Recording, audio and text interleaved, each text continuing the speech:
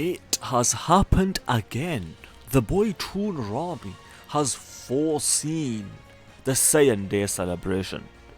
If his sources are correct, then the Saiyan Day celebration is gonna give us a Broly unit. Now obviously, Toonrami doesn't actually have information, but to go along with the lore, is it the lore or the law? The law of the channel.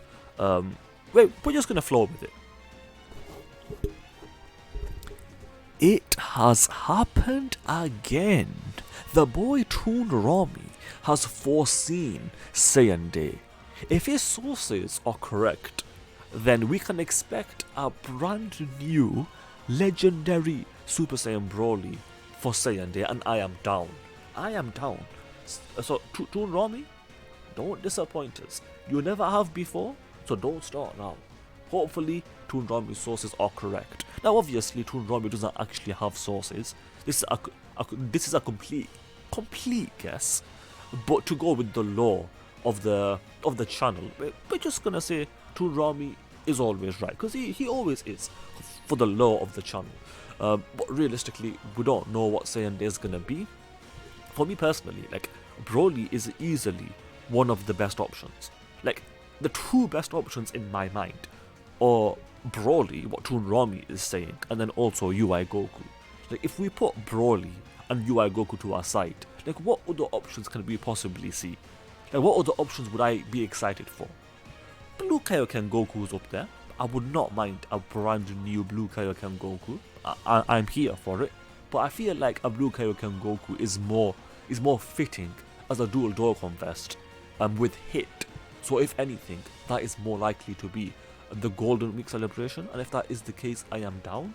I'm here for it. So outside of Blue Kaioken Goku, Broly, and UI Goku, like, what else could Saiyan Day be this year? Bardock is a possibility. No, that is most certainly a possibility. King Vegeta. Wait a minute. I just thought of something. This is so obvious. Saiyan Day is gonna be Goku and Bardock. Like a duo unit. Didn't Legends just do that? So Dokkan could easily do that. Why did I think of that? I'm a genius. Did I just predict Saiyan Day? Goku and Bardock. That's my official guess. I'm gonna make a tweet about that after I've recorded this video. Holy moly, I'm good. I'm good. I'm very good. So realistically, the options are now Goku and Bardock, a duo unit. UI Goku is another big possibility. Broly is a big one. Bardock on his own.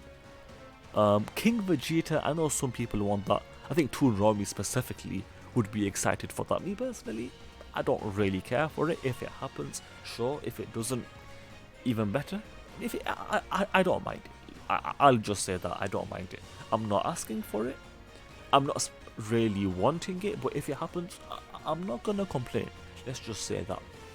So honestly, we've discussed some decent possibilities in this video, and Toonrami's guess is obviously Broly, and if that does happen, I'm down. I am very much, excuse me, I am very much down. Now, here's the thing. The boy The Truth has made a very, very excellent point. The point that he is making is, on the Freezer banner, Gohan and Piccolo have returned, but given the way Dokkan does things, that should not have been Gohan and Piccolo on the banner. That should have been 17 and 18. In other words, Dokkan has skipped Android 17 and 18's return. The reason that's interesting is because what if that does mean something? What if it means that for Saiyan Day, we're gonna, the 17 and 18 are gonna return there, and the reason they are returning there and not here is because it makes more sense for them to be on a banner with UI Goku. And if it is UI Goku, that's honestly, like, the best case scenario is UI Goku straight up. That is the best case scenario for Saiyan Day. There is nothing that would be more hype for Saiyan Day than UI Goku. I would easily agree with that. So if the truth is correct with this, I'm down. I am very much down. The only thing that I will say is, what if it is just Goku and Bardock, like a duo unit? Like, I'm not against it. I am most certainly not against that. Although, again, UI Goku would be the best case scenario. Thing is, if we're really talking about the best case scenario is Ultra Ego Vegeta. The reason I'm not really discussing that is because it's not gonna happen.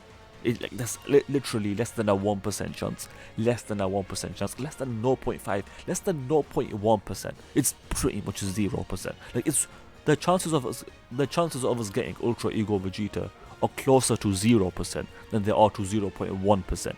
Let's just say that right now. So as much as I would like for that to happen, it's not gonna happen. But it would be sick.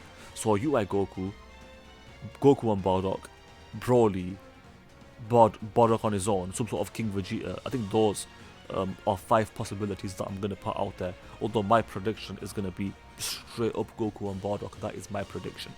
I think that's a pretty good prediction, and I've not seen anyone else say that. So if that does happen, your boy called it. And I am here for it. But let's continue. The boy Polarity made a tweet. The tweet is simple. Bardock is a superior unit to Kefla, and he's saying that not only is Bardock better, but there is a gap between them. I'll start by saying this. I've not seen any gameplay of Bardock, period. So take my opinion with a pinch of salt. And also, I've seen some of Kefla. I've used her a tiny bit. So my opinion, I very much take it with a pinch of salt. But the first thing I'm going to say is, I feel like Kefla is overrated. She's good, but overrated. And also, I do understand why she's overrated. The reason I think she's overrated is because she is actually probably the best Easy 8 on global right now. But that's not really saying much, because all of the current Easy A's are not that good anymore on JP. Some of them are definitely decent, like Beerus and Gohan, for example. But for the most part, they're not that good. But Kefla is actually quite formidable. But the thing is, Kefla is not even anywhere near top 10 on JP. Anywhere, like she's not that good. The thing is, she is good, but her team is not that good.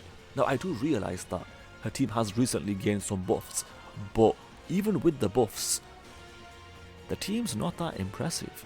Especially on global, let's forget JP. Even on global, Kefla's team, the Universe 6 team, is not that impressive.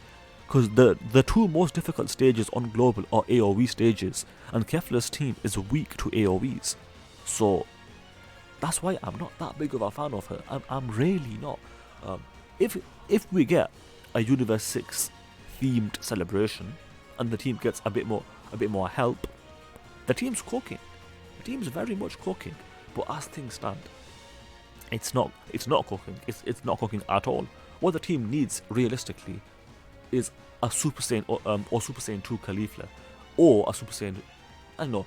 The team needs a Super Saiyan Caulifla and a Kefla, a LR Kefla. That would make the team busted. That would actually really help the team. Actually, what if Kefla is the Saiyan Day celebration? I doubt it, but you never know. Very unlikely, to be fair. We'll see.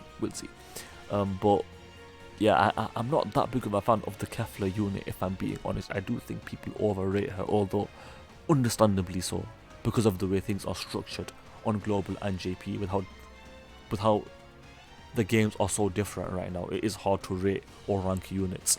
But Bardock, my current opinion on Bardock, just based on the information without seeing any gameplay, he seems okay. Nothing spectacular, just okay. But maybe he'll surprise me, for better or for worse. We'll see what happens. But those are my thoughts on that tweet for now. So let's move on. Okay, this is just flat out wrong. Tech Bardock is not better than AGL Bardock. Tech Bardock is literal garbage. His Scouter, even if it was permanent, okay, then he'd be doing something. But the fact that it's not permanent, it's pretty much doing nothing. Like, if his Scouter was permanent, you can use him as a floater and you can cook. But it's not permanent, unfortunately, which definitely is a big detriment to the unit. Like the Tech Bardock unit is almost a complete zero, not a complete zero because of the Scouter, but the Tech Bardock unit is not impressive. AGL Balrog, on the other hand, will definitely be usable at least, so that's the difference. That is the difference. So no, Tech Balrog is not better, he just isn't.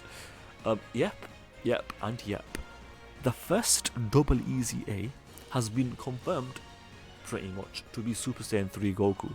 So not only was he the first Easy A, he is now the first double Easy A. So that is a W for this guy. This guy takes a W there. Personally, I've only got 2 dupes in him, but 2 dupes is better than no dupes. That's what I'm going to say about that. Furthermore, the next question I'm going to ask is, will his Easy A, or will his double Easy A be good, or will it be mid? I don't think it'll be bad, but will it be good or mid? Honestly, I'm not overly optimistic. I'm not underly optimistic, but I'm not overly optimistic. I'm 50-50. Like, he could be good, he could be mid. Could be good, could be shit. But here's the thing. Bear in mind 2 things. His stats more than likely will not increase, and his SA will more than likely not increase. So it all comes down to what are they going to do for his passive skill and for his super attack effect. The answer to that is, I don't know. I don't know. Will they make him good? There's a chance. There's most certainly a chance. In fact, there's a decent chance. But there's also a decent chance that they just make him mid. Like, it could really go either way. Don't be too disappointed if they make him mid. Like, what I'll say about his Easy A is, prepare for the worst, hope for the best. That's all I'm going to say about that. That's all I can say about that. But the thing is, the more that I think about it, the more that I think they will make him decent. But we'll see what happens. But let's move on. Just reminding everyone that they are still very good. To call Gohan and Piccolo very good is very much exaggerated. See what I did there? Very good, very exaggerated. Sorry, I'm not funny. Anyway, realistically, Gohan and Piccolo, they are decent, they are usable, they are not good. But no, I take that back. They are decent, but they are not very good. The word very, that completely ruins your statement. If you take out that word, I wouldn't even criticize you. But to say very good, it's very much exaggerated. I do think that's exaggerated. They're decent, they're solid, usable, but no. But just no. And also on global, definitely do not be summoning on their banner. If you already have, whatever, you can't change that. Stop and save. Saiyan Days around the corner, then it's Golden Week, and then it's the anniversary soon after that. So you can't be wasting Dragon Stones. Like, ideally you want to save all the way until the anniversary, but if you can't wait that long, then at least wait until Saiyan Day. Even better the Golden Week celebration, and even better than that the anniversary, and even better than that the worldwide celebration, and even better than that the 10th anniversary. But no one's going to do that, let's just be honest. 99% of people are not going to save until the 10th anniversary, but as a minimum, don't summon on their banner. It's just not worth it. Things are very interesting on JP, like we've been saying. The top 10 TURs, there's some decent TURs there, but in the words of the truth, the game, I'm paraphrasing here because I don't remember exactly what the truth said, but it was something to the effect of, the game is being, like, right now it's completely dominated by LRs. Like, it's not even close. The game is being completely dominated by LRs. Now you could argue, some could argue that that's how it should be. LRs are rarer than TU. Well, the LR rarity is rarer than the TUR rarity, so it makes sense that all of the LRs are better. That is a logical argument, but no, I don't care about your logic. I care about my feelings right now, and my feelings say that the TURs should be good. And to be fair, as we get more TURs, they probably will be better. Let's just see what Saiyan Day brings. But yeah, also Minato did mention Physical Rose. Where would Physical Rose rank here? Not top 5. No. Probably not even number 6. Probably not even number 7. Somewhere between 8 and 10. And that is being generous. I just don't like the design of Goku Black. He can look decent. I'm not arguing against that. But his design is garbage. If domains are fixed, that would hugely benefit Goku Black. But as things stand, Goku Black he's not that guy. He's not that guy. Also, one other funny thing about TURs right now is, on Global, Super Saiyan 4 Vegito is still the #1 TUR in the game. #1. The de facto #1 unit. TUR. On Global. But on JP, he's not even top 10. He's not even top 10. That's how different things are on Global and JP right now. The best TUR on Global is not even top 10 on JP. Bro, that is insane. That is insane. And also, it is a shame that Super Saiyan 4 Vegito has fallen off, because he pretty much has. That really is a shame. It's very unfortunate for the people that were saying that this was going to happen. Well, guess what? You were right. You were right. Fair enough. Fair enough. You were right. I'll give you that. I'll give you that. It's unfortunate. It is what it is. I wasn't expecting it, but it is what it is. You know who jumps back into the top 3? Gamma 1. Do you know what, Abu? Look, fair enough. Fair enough. The people that were saying that this unit is going to be top 3, do you know what? Fair enough. And also, I will say that I don't think Gamma 1 is top 3. I'd say he's number 4. But you can definitely make the argument that he's number 3. The reason I think he's number 4 is because I think God Goku's better. I think God Goku is the superior unit, and I will stand by that. But you can definitely argue Gamma 1 as a top 3 TUR. I'm not going to argue against that. I want to quickly mention this, which is that this Caulifla, when she awakens, she can be she could be quite interesting. The reason I've got her pulled up is because when she first came out, her and Kale, these World Tournament units, even though they didn't even awaken yet, and they still haven't awakened, when they first came out, they were good. And the reason that's important to note is because at that time, World Tournament units were pretty much garbage, and this unit hadn't even awakened yet, and they were decent. The reason they were decent is because of 2 things. Number 1, they were a support unit, but more importantly, they stacked defense. And back in the day, if a unit stacked defense, the unit was a top class unit. All you had to do back in the day was stack defense, and you were one of the best units in the game. I'm not even joking. But yeah. And we're gonna end with this. The Frieza banner is garbage.